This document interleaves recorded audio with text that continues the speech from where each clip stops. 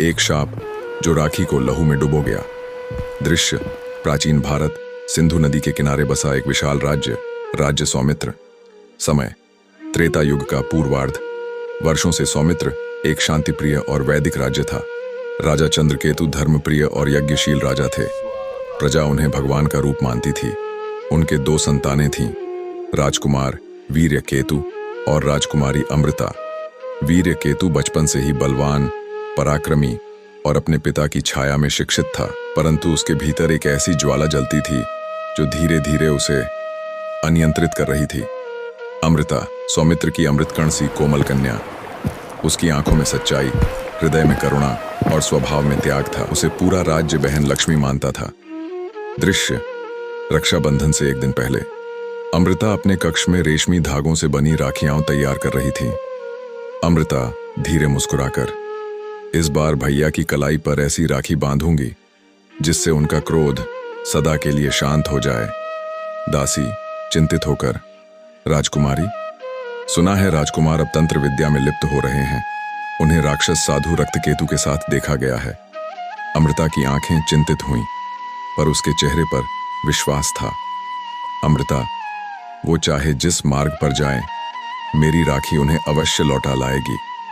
दृश्य महल के नीचे बने गुप्त कक्ष में।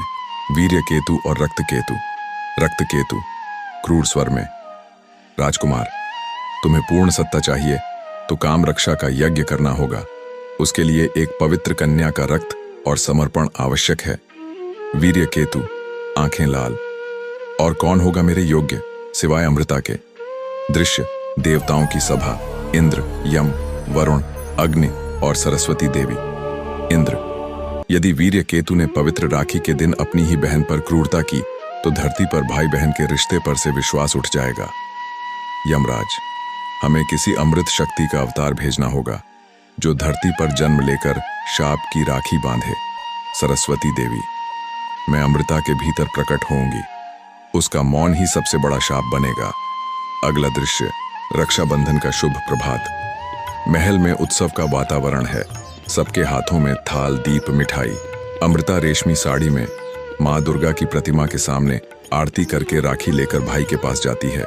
अमृता कोमल स्वर में, भैया, राखी का यह वचन है, जब तक मेरा यह धागा तुम्हारी कलाई पर बंधा है, तुम्हारे भीतर की अग्नि शांत रहे। वीर्यकेतु मुस्कुराता है, पर आंखें छल से भरी हैं। बांधो बहन, अब ये राखी ही मेरी सबसे बड़ी शक्ति बनेगी। राखी बांधने के बाद अमृता उसके चरण छूती है। वीर्यकेतु उसे उठाकर आलिंगन करता है, पर उसका हाथ अमृता की पीठ पर अनावश्यक रूप से रुकता है। अमृता सहमी हुई, भैया। वीर्यकेतु धीरे से कान में, बहन नहीं, तुम मेरी शक्ति हो अमृता, मेरे तंत्र को पूर्ण करने वाली देवी। अमृता पीछे हटती है। उसकी आंखों में डर, शरीर कांपता है। अमृता, ये क्या कह रहे हैं आप? वीर्यकेतु हंसता है, आज रात पूर्णिमा के तंत्र मुहूर्त में तुम मेरी यज्ञाहुति बनोगी। दृश्य रात, अमावस्या की तरह काली रात। महल के गुप्त कक्ष में अमृता बेहोश पड़ी है। वीर्यकेतु रक्तकेतु के साथ यज्ञ कर रहा है। अमृता की कलाई पर बंधी राखी जल रही है और उसका चेहरा आंसुओं से भीगा है। रक्तकेतु, राजकुमार, अब पंचम मंत्र बोलो और उसकी देह पर अपना तंत्र छाप दो। वीर्यकेतु तंत्र मुद्रा में, AUM ह्रीं। अमृता स्वाहा। तभी बिजली चमकती है। अमृता की देह से तेज प्रकाश निकलता है। उसकी आंखें खुलती हैं। अमृता, नरक से उठी शक्ति सी, तुमने राखी को रक्त से रंग दिया। अब यह धागा ही तुम्हारा अंत बनेगा। संसार थम जाता है। रक्तकेतु पीछे हटता है। अमृता के शरीर से देवी सरस्वती का तेज निकलता है। देवी सरस्वती, वीर्यकेतु, आज से तुम्हें शापित करती हूं। तुम्हारा शरीर तो जीवित रहेगा, पर आत्मा तिल तिल जलती रहेगी।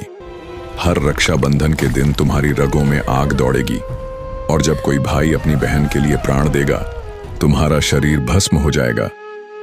अमृता अपनी कलाई से राखी निकालती है और उसी से अपने गले में फांसी डालती है। आत्महत्या नहीं, बलिदान। सूत्रधार धीरे स्वर में, और उसी दिन से राखी सिर्फ एक उत्सव नहीं रही, वह बन गई एक व्रत, एक बहन का मौन शाप जो सदियों तक इंतजार करेगा उस दिन का जब कोई भाई सच्चे प्रेम से अपनी जान दे देगा। अंत भाग 1। पार्ट 2 रेडी है, कमेंट करें। पार्ट 2 चाहिए ai.guru786। अगर यह भाग आपको पसंद आया हो तो मैं अगले भाग में कहानी को और रोमांचक बनाऊंगा। एक वर्तमान युग का युवक जन्म लेता है। उसकी बहन पिछले जन्म की वही अमृता है। वीर्य केतु पुनर्जन्म लेकर एक शक्तिशाली नेता बना है। अब एक और रक्षाबंधन आ रहा है।